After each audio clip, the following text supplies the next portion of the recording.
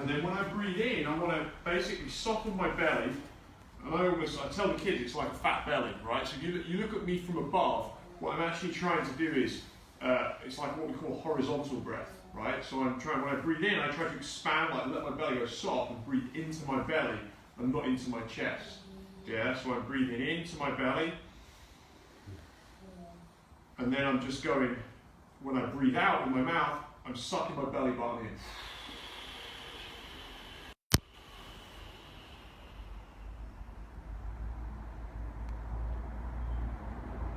And keep sucking it in, like that. Keep sucking it in, keep breathing out for as long as you can. And then when you actually need to, just take a breath in, fill your belly up, like that, and then out. I want everyone to blow out from their mouth. So I had a few people last night who were like keeping their mouth shut and doing it with their nose. And I said to them, like, if you do this through your nose when we do scarf hold, you'll tap. You're like, oh no, I know how to breathe. Okay. And then it's like that, right? There's no argument with this to begin with. When we're doing athletic stuff, it's all in the mouth. So breathe out. I've decided I've suddenly switched in that I need to breathe. So first thing I'm going to do, I breathe out. I never breathe in first. I breathe out, and I suck my belly button to my spine.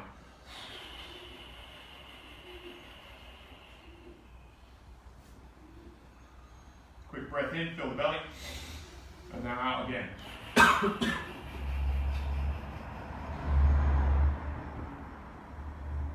Breath in, out.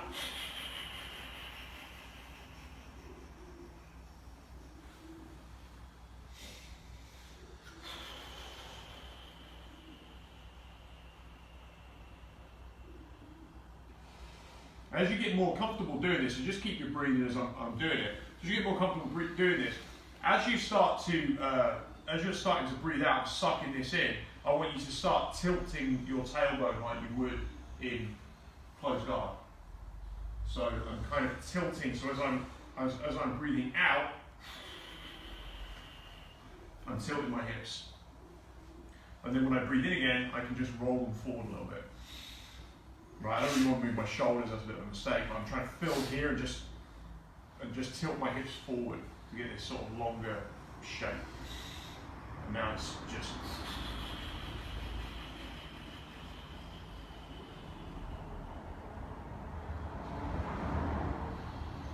And we're trying not to use our chest at all. So the reason I've got the hand on the chest is just basically I don't want it to move. When I'm holding it, I'm still going to sag my shoulders down, just try and relax into the position.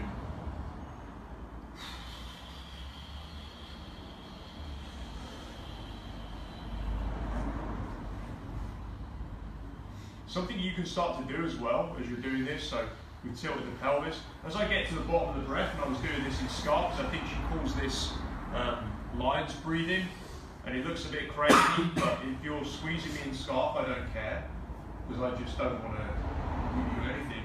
So as I'm sucking this in, I get to the bottom of my breath, and I feel like there's not anything else there.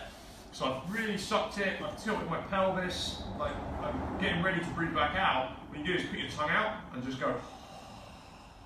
And what you'll find is there's tons more still that you can get out. Yeah? So carry on doing that. So really try and empty your lungs. So as I'm breathing out at the end, I've got as far as I think I can get. And now it's this. And if you put your hand in front of your mouth, you'll feel that when you're doing this, there's still loads of it. So keep doing this. So the reason we're doing this is, so Bliss Branch talks about, effectively, imagine there's two traffic cones in your body, which are your lungs. And effectively, the reason I want to diaphragmatically breathe is if you look at the anatomy chart when the air's coming in, basically all of the receptors that you call the alveoli are at the bottom of your lungs. They're all the bits that can process oxygen.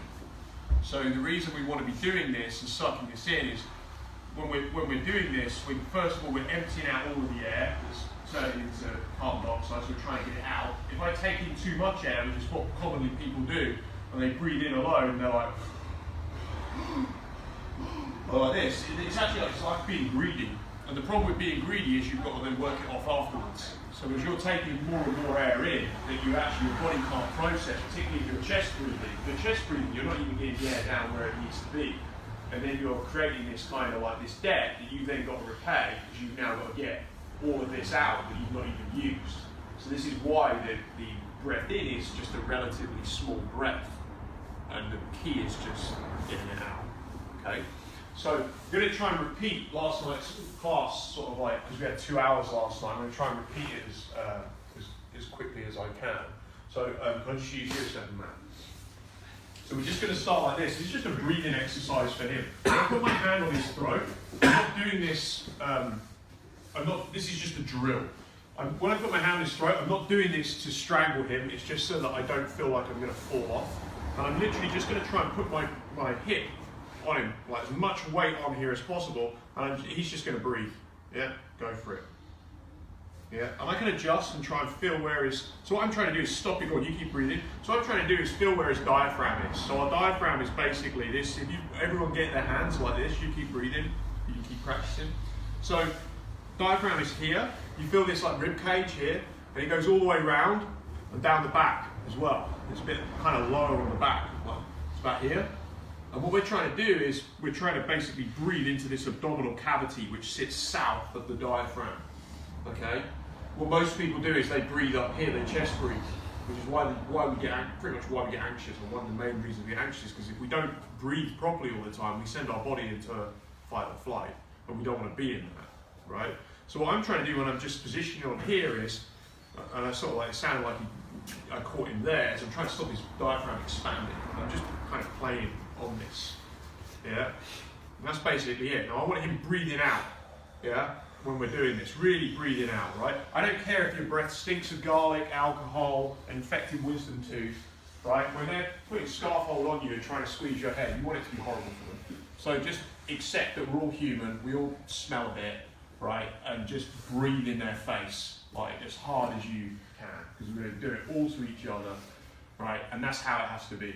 Because if you start trying to shut your mouth or breathe through your nose on this, I promise you, you will not get through 3 minutes in scaffold when someone's trying to squeeze you. You're just, no way. So we're just going to go like that. So I'm literally putting my hip, getting used to putting my hip, positioning it on his solar plexus, and I just basically put my weight on. You're just going to practice breathing. Just move it back and forth to begin with, and then we're going to go into the scaffold, and we'll go from there. Yeah? Let's give it a go. Grab a partner.